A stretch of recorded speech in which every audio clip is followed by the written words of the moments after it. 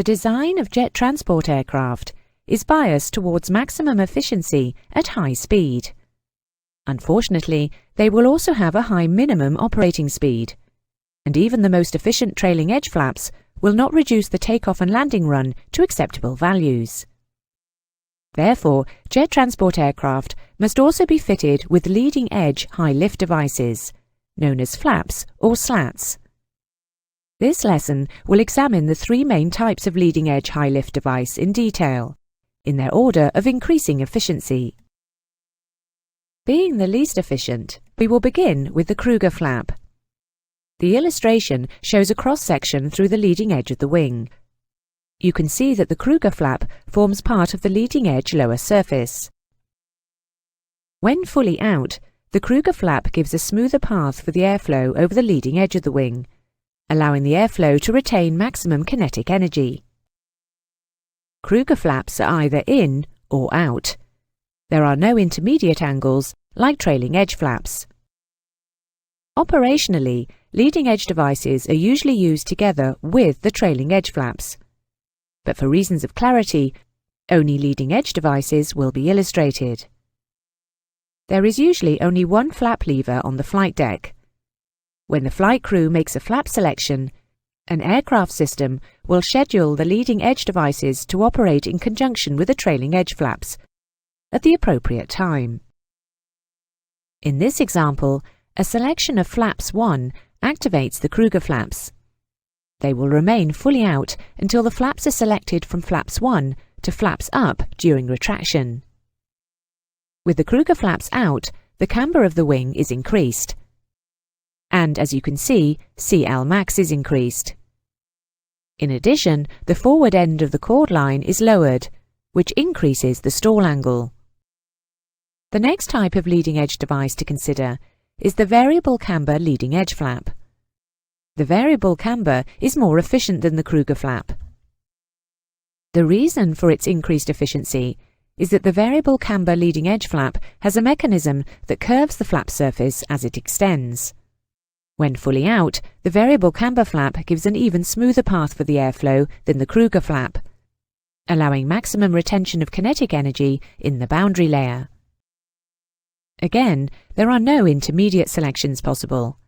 They are either in or out. In practice, their speed of operation is about twice that illustrated. With the variable camber leading edge flaps out, the camber of the wing is increased slightly more than with the Kruger flap. And as you can see, CLmax is also increased. The forward end of the chord line is once again lowered, which increases the stall angle. Now we come to the most efficient leading edge high lift device, the slat. To illustrate the effect of slats, a wing is shown at a high angle of attack, with the airflow just starting to separate at the trailing edge. The aircraft is positioned on the lift curve. As the slats are driven open, high-energy air from under the leading edge flows onto the top surface of the wing. This increases the kinetic energy in the boundary layer, which in this example reattaches the airflow. Slats increase CLmax by increasing the boundary layer kinetic energy. This merely extends the lift curve. If a constant angle of attack is maintained, the lift coefficient of the aircraft will remain the same, and there will be no operational change. For the aircraft to benefit from slats, the pilot must fly the aircraft at a higher angle of attack, a higher nose attitude. There are two disadvantages with the higher nose attitude. Firstly, when rotating the aircraft for takeoff or flaring to land, there is an increased tendency to tail strike. Secondly, there is reduced visibility from the flight deck when approaching to land. Here, we can see a sketch of the low-pressure area on the top of the wing, with the aircraft at a high angle of attack. Suction is reduced towards the trailing edge because of minor airflow separation. When slats are driven open, we know that the increased boundary layer kinetic energy reattaches the airflow. The low-pressure area becomes more evenly distributed, but the total area changes very little. Please note that the suction peak does not move forward. so the effect of slats on aircraft pitching moment is insignificant. Some jet transport aircraft have an automatic system that will fully extend the slats for stall protection. If the aircraft approaches the stall angle too closely, the automatic slat system will extend the slats to the fully open position. This illustration shows the order of increasing stall angle for flaps.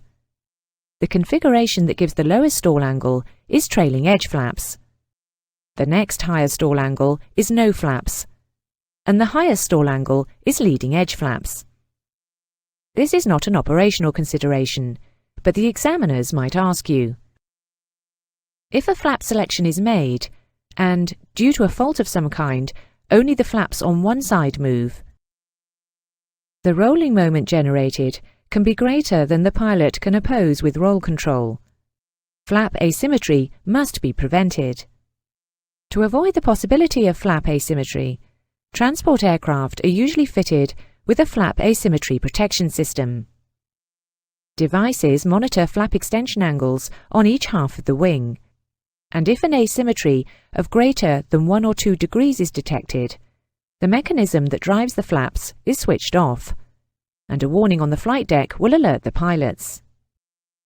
Transport aircraft can be fitted with a flap load relief system, which prevents the flaps deploying if the indicated airspeed is too high. The pilot can move the flap selector, but the flaps will not extend until the indicated airspeed is reduced to the value appropriate for that flap setting. These flap angle limiting indicated airspeeds are known as VFE. Excessive dynamic pressure can damage the flaps themselves, their hinges and operating systems, or the wing. In this example, flaps 25 has been selected at too high an indicated airspeed. In other words, above VFE for flaps 25. The flap load relief system prevents the flaps from moving. The aircraft is now slowed to VFE for flaps 25, and the flaps move down to 25 degrees. The indicated airspeed is now reduced to VFE for flaps 30. When flaps 30 is selected, the flaps move down to 30 degrees. But if the indicated airspeed is allowed to increase, the flap load relief system will drive the flaps back to flaps 25. If now the indicated airspeed is reduced to VFE for flaps 30, the flaps will move down to 30 degrees of flap again. Here, we will only consider the effect of flaps on the takeoff and landing run. Other variables will be covered in future lessons. We will consider takeoff flaps first. The length of the takeoff run is affected by the minimum indicated airspeed at which the aircraft can safely fly. But the length of the takeoff run is also affected by the rate of acceleration. The minimum safe takeoff speed will be possible at the highest CL max, and this will be achieved at the largest flap setting. But large flap angles also generate the most drag, which will decrease aircraft acceleration and make the takeoff run longer. A smaller flap angle will give less CL max, which will result in a higher takeoff speed, but the reduction in drag will give better acceleration. Taking both CL max and drag into consideration, there will be an optimum flap angle that will give the shortest possible takeoff run. For jet transport aircraft, the optimum flap angle for takeoff is approximately 15 degrees. We can see that increasing flap angles result in a decreasing takeoff run. But beyond the optimum takeoff flap angle, the distance increases. What is the point in not using all of the runway length that is available? The operational advantage of using the optimum flap angle for takeoff is to carry more weight from a given runway length. After takeoff, a minimum climb gradient is required. The ability of an aircraft to climb is reduced by flaps because of the extra drag they generate. So, if the required minimum climb gradient will limit the maximum takeoff weight, a smaller flap angle will be used for takeoff, even though it will result in a longer takeoff run.